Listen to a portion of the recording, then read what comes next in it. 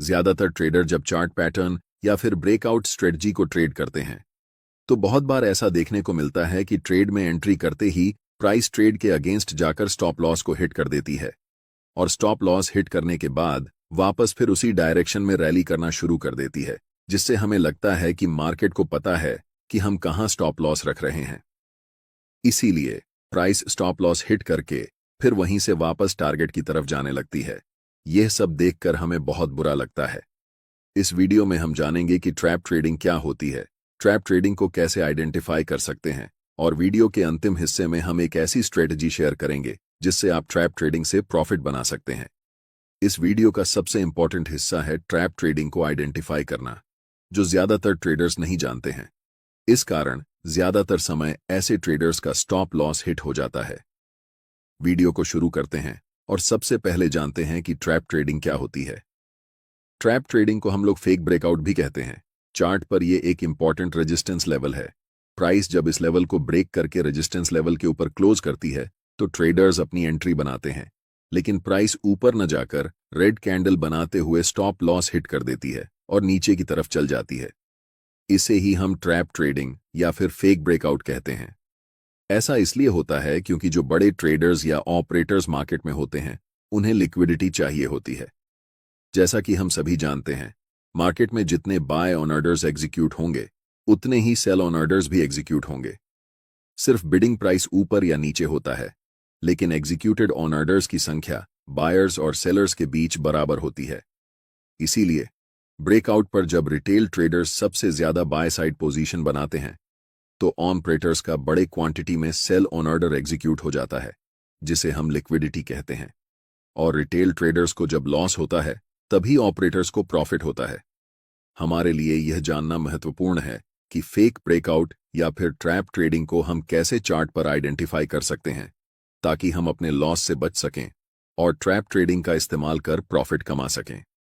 Trading को identify करने के लिए प्राइस के साथ साथ वॉल्यूम को एनालाइज करना भी आना चाहिए, क्योंकि भले ही प्राइस कुछ न बताए, वॉल्यूम से यह पता चल सकता है कि ब्रेकआउट फेल होने वाला है या नहीं। वॉल्यूम आपको यह दिखा सकता है कि मार्केट में बड़े ऑर्डर्स कब एग्जीक्यूट हो रहे हैं। इसीलिए कहा जाता है कि वॉल्यूम ऑपरेटर का फुटप्रिंट होता है। प्राइस भले ही हमें चकमा दे सकता है, लेकिन वॉल्यूम हमेशा एक्यूरेट जानकारी देता है। चलिए जानते हैं कि वॉल्यूम की मदद से हम कैसे फेक ब्रेकआउट को आइडेंटिफाई कर सकते हैं। इस चार्ट में प्राइस ग्रीन कैंडल बनाते हुए ऊपर की तरफ जा रही है।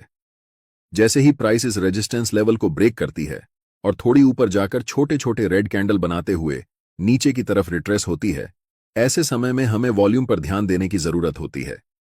हमें यह देखना चाहिए कि जब प्राइस ऊपर जा रही थी तब वॉल्यूम धीरे धीरे बढ़ रहा था या नहीं। अगर वॉल्यूम बढ़ रहा हो तो यह हमारे लिए एक अच्छा संकेत है कि बायर्स में काफी मजबूती है। और जब प्राइस छोटे छोटे कैंडल बनाते हुए रिट्रेस होकर वापस ब्रेकआउट लेवल पर आती है तब वॉल्यूम छोटे छोटे होना चाहिए।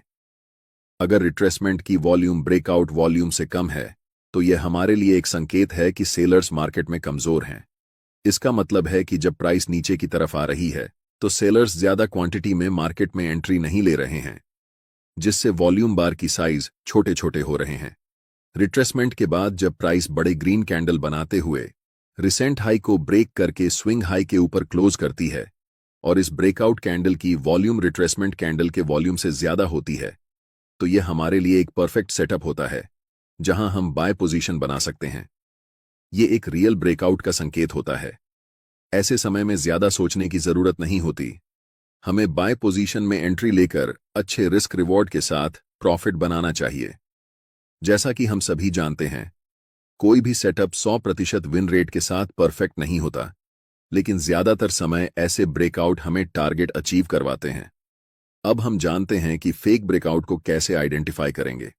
जब प्राइस रेजिस्टेंस लेवल को ब्रेक करके ऊपर क्लोज करती है और कुछ कैंडल बनाती है तब हमें वॉल्यूम धीरे धीरे बढ़ते हुए दिखाई देता है, लेकिन जब प्राइस रिट्रेसमेंट के लिए नीचे आती है और ब्रेकआउट लेवल के नीचे जाकर क्लोज होती है, ऐसे समय में हमें अलर्ट हो जाना चाहिए, क्योंकि यह ब्रेकआउट फेल होने की पहली निशानी है।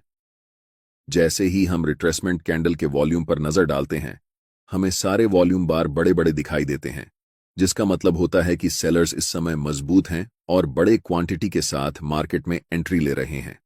वापस जब छोटे छोटे ग्रीन कैंडल बनाते हुए प्राइस ऊपर की तरफ जाने लगती है और वॉल्यूम का साइज रेड वॉल्यूम बार से छोटा होने लगता है, तो ये कंफर्म करता है कि बायर्स अब कमजोर हो चुके हैं।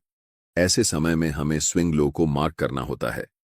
जैसे ही प्राइस बड़े रेड कैंडल के साथ इस स्विंग लो को ब्रेक करके नीचे क्लोज होती है और इस कैंडल की वॉल्यूम पिछले कुछ कैंडल से ज्यादा होती है, तब यह हमारे लिए एक परफेक्ट संकेत होता है कि यहां ब्रेकआउट फेल हो चुका है। इस स्थिति में हम सेल साइड में एंट्री लेकर प्रॉफिट बना सकते हैं। लेकिन जब आप रियल मार्केट में ट्रेड करेंगे तो आपको ऐसे परफेक्ट सेटअप नहीं दिखेंगे। यहां हमने परफेक्ट सेटअप दिखाकर आपको समझाने की कोशिश की है। अब आपको यह पता होना चाहिए कि हर समय ब्रेकआउट फेल नहीं होते हैं, इसलिए यह जानना जरूरी है कि हमें ट्रैप ट्रेडिंग में कब एंट्री लेनी है और कब नहीं। मार्केट में कुछ ऐसे लेवल्स होते हैं जहां ज्यादातर समय फेक ब्रेकआउट देखने को मिलता है। पहला, प्रीवियस डे हाई लेवल या फिर प्रीवियस डे लो लेवल। उदाहरण के लिए प्रीवियस डे हाई एक इंपॉर्टेंट लेवल है और प्रीवियस डे लो भी एक इंपॉर्टेंट लेवल है। नेक्स्ट, जब भी प्राइस किसी एक लेवल को डायरेक्ट ब्रेक करती है तो हमें फेक ब्रेकआउट देखने को मिलता है।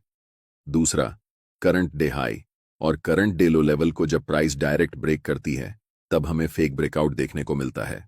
और तीसरा, इंपॉर्टेंट साइकोलॉजी लेवल पर।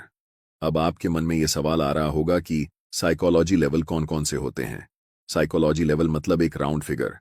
उदाहरण के लिए निफ्टी अभी 25,000 के आसपास चल रहा है, तो 25,000 लेवल, 24,000 लेवल या फिर 24,500 या 25,500 लेवल्स को साइकोलॉजी लेवल कहते हैं, जहां पर ज्यादातर समय आपको पहला फेक ब्रेकआउट देखने को मिलता है। मैं आपको एक टिप देता हूं जिसे ट्रैप ट्रेडिंग में एंट्री करने से पहले ध्यान में रखना चाहिए। मैंने आपको जितने भी लेवल्स मार्केट में होते हैं वो बताया। जब प्राइस इन लेवल्स को डायरेक्ट बिना समय स्पेंड किए ब्रेक करती है तब हमें फेक ब्रेकआउट ट्रेड में एंट्री करने के बारे में सोचना चाहिए।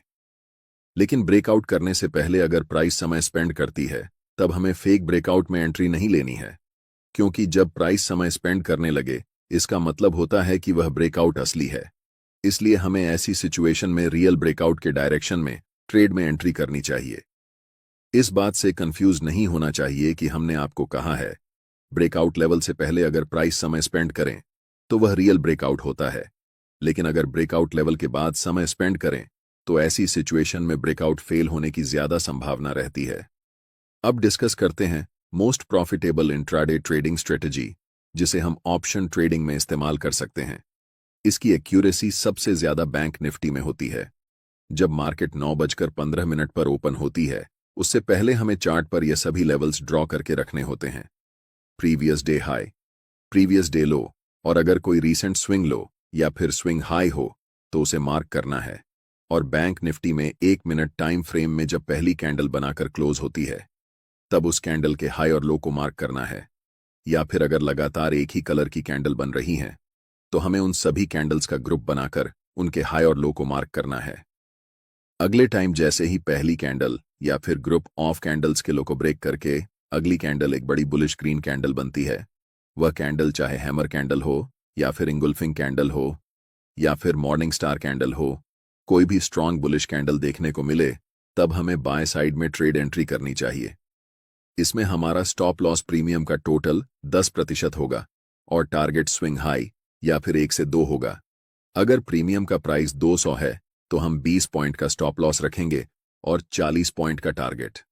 यहां ट्रैप ट्रेडिंग इसलिए काम करती है क्योंकि जब मार्केट ओपन होती है तो पहली कैंडल का हाई और लो रेजिस्टेंस और सपोर्ट की तरह काम करता है और ज्यादातर रिटेल ट्रेडर्स ब्रेकआउट पर ट्रेड लेते हैं।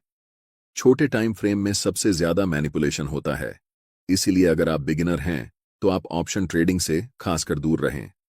मैं जितना भी कुछ आपको बताया ये सिर्फ छोटे टाइम फ्रेम पर वर्क करेगा जहां पर मैनिपुलेशन सबसे ज्यादा होता है।